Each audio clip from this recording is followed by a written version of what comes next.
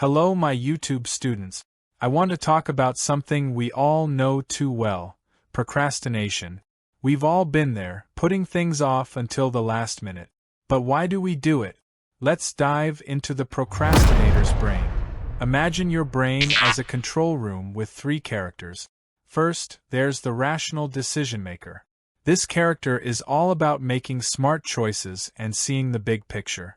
But then, there's the instant gratification monkey. This little guy just wants to have fun right now and doesn't care about the future. When the monkey takes over, you'll end up in the dark playground, where you do fun things at the wrong times, leading to guilt and anxiety. But there's more. Enter the panic monster. This hero only shows up when a deadline is near, scaring the monkey away and letting the rational decision-maker take control. It's a constant battle between these three that leads to procrastination. There are two types of procrastination. The first is deadline-based procrastination. Here, the panic monster eventually steps in, and you rush to finish tasks just before the deadline. It's chaotic, but it works.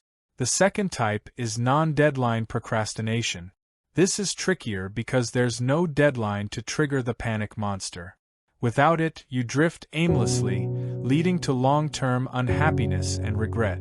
This type often affects personal goals, relationships, and health, making it much worse than the first. Let me share a story of Kevin. This man had to write a 100-page senior thesis. He planned to start early, but he ended up waiting until the last minute. This cycle repeated with every paper he had to write in college. Kevin had good intentions, but he couldn't act until the last minute, resulting in a chaotic rush. When he should be working, Kevin looking at irrelevant Wikipedia pages, exploring the refrigerator, or watching YouTube or TikTok videos. The instant gratification monkey takes over, disrupting his productivity. At first, he thought his brain was different from non-procrastinators, but he realized that everyone procrastinates to some extent. The instant gratification monkey is a common experience, and procrastination is more universal than we think, especially when there are no deadlines. Procrastination. It's a shared struggle that we must address. So, what can we do? I urge you to think about what you're procrastinating on in life. Use a life calendar to see the limited number of weeks in a 90-year life. This highlights the urgency of addressing procrastination. Start tackling it sooner rather than later.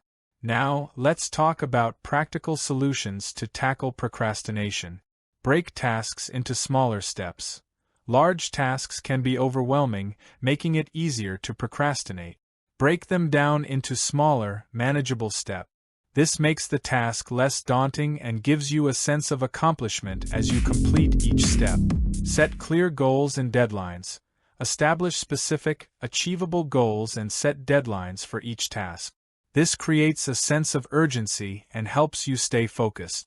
Write down your goals and deadlines to keep them visible and remind yourself of what needs to be done. Create a schedule. Plan your day or week in advance. Allocate specific time slots for each task and stick to the schedule. This helps you stay organized and ensures that you dedicate time to important tasks. Eliminate distractions. Identify and remove distractions that hinder your productivity.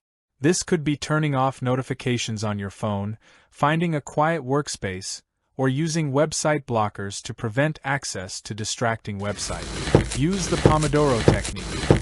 This time management method involves working for 25 minutes, then taking a 5-minute break.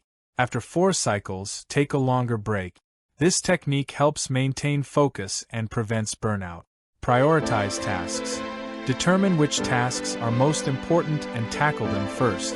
This ensures that you complete high-priority tasks, even if you run out of time for less important ones. Reward yourself. Give yourself small rewards for completing tasks. This could be a treat, a short break, or doing something you enjoy. Rewards provide motivation and make the process more enjoyable. Stay accountable. Share your goals and progress with a friend, family member, or colleague. Having someone to hold you accountable can provide motivation and encouragement. Practice self-compassion. Be kind to yourself if you slip up and procrastinate. Acknowledge that it's a common struggle and focus on getting back on track rather than dwelling on past mistakes. Reflect and adjust. Regularly review your progress and identify what strategies are working and what needs improvement. Adjust your approach as needed to find the most effective methods for you. By implementing these practical solutions, you can take control of procrastination and lead a more productive and fulfilling life. Remember, the key is to start small, stay consistent, and be patient with yourself. In conclusion, procrastination is a complex issue.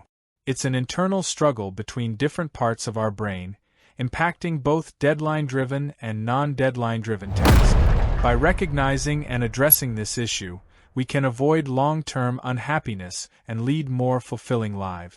Thank you for your time, and let's conquer the instant gratification monkey within us.